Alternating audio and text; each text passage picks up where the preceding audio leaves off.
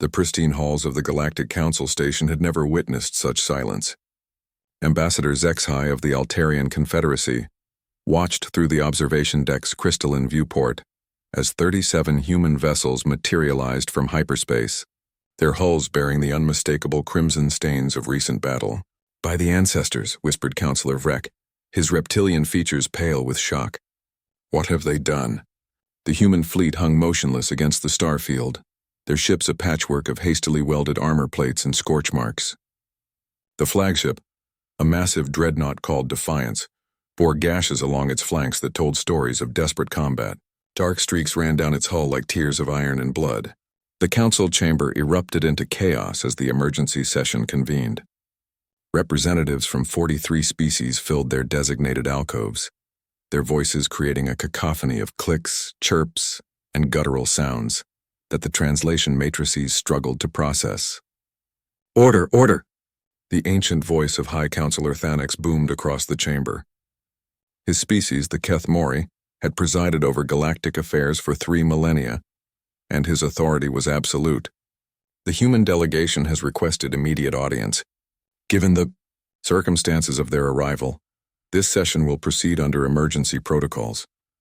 The massive doors at the chamber's base hissed open, and the human delegation entered. Ambassador Sarah Chen led the procession, her diplomatic attire pristine despite the evident exhaustion etched into her features.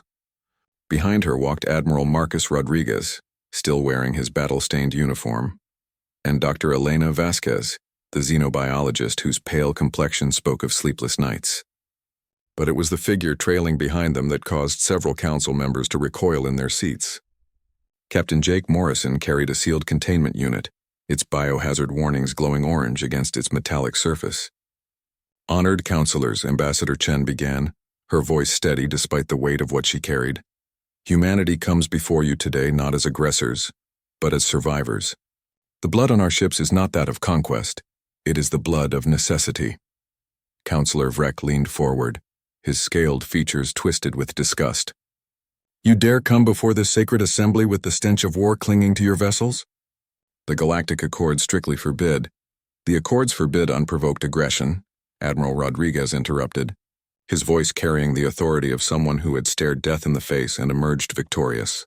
"They say nothing about defending oneself against extinction." High Counselor Thanex raised one of his 4 arms, commanding silence. "Explain yourselves, humans. Why do you bear the marks of battle? Against whom have you fought?"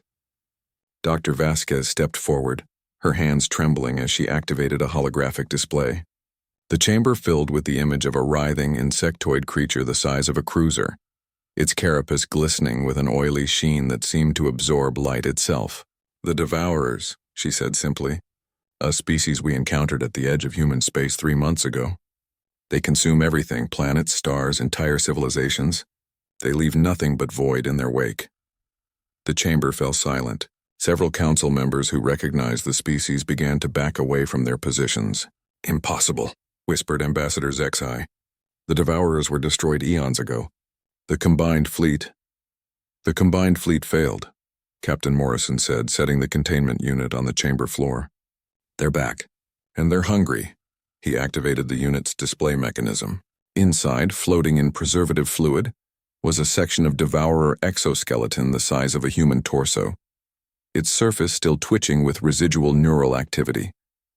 "Humanity encountered them at the Kepler Nebula," Admiral Rodriguez continued.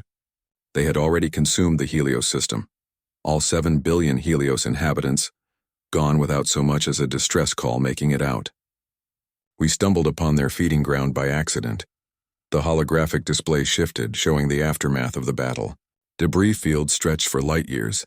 The twisted remains of human ships mingled with the chitinous husks of destroyed Devourers. "We lost 43 ships in the initial engagement." The Admiral's voice grew heavy. 18,000 souls. But we learned something the ancient combined fleet never did. They can be killed. They bleed, they die, and they fear. Fear. High Counselor Thanex leaned forward, his ancient eyes wide. "The Devourers know fear?" Dr. Vasquez nodded grimly. "They communicate through bioelectromagnetic pulses. We intercepted their transmissions after the battle. They're calling humanity the swarm that fights back." They've never encountered a species that could match their adaptability, their hunger for survival. Ambassador Chen stepped forward, her diplomatic composure cracking slightly. The blood on our ships is mixed, devourer and human alike. We came here directly from the battlefield because there was no time for proper decontamination, no time for ceremony. The devourers are moving toward the galactic core. They'll reach Altarian space within 6 months. The revelation sent shockwaves through the assembly. The Altarians were among the most advanced species in the Council, their technology rivaling even the ancient Keth Mori. "What do you propose?" Thanex asked quietly.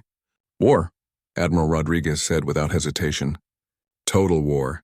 Every species, every fleet, every weapon we can muster. The Devourers don't negotiate, they don't show mercy, and they don't stop. The only language they understand is violence." Counselor Rex's voice was barely a whisper. "And if we refuse?" Captain Morrison gestured to the preserved Devourer fragment. "Then in 5 years, maybe 10, there will be nothing left but empty space and the memory of civilizations that once dared to dream among the stars."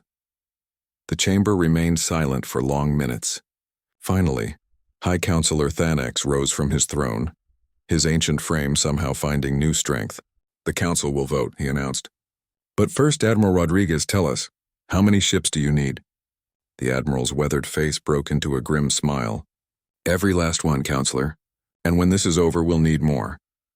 As the voting commenced, Ambassador Chen looked out through the chamber's viewport at the blood-soaked human fleet. They had come here as harbingers of a war no one wanted to fight, but everyone would have to win. The day humanity showed up at the Galactic Council with blood-soaked ships was the day the galaxy learned that sometimes survival required getting your hands dirty, and humanity had never been afraid of a little blood.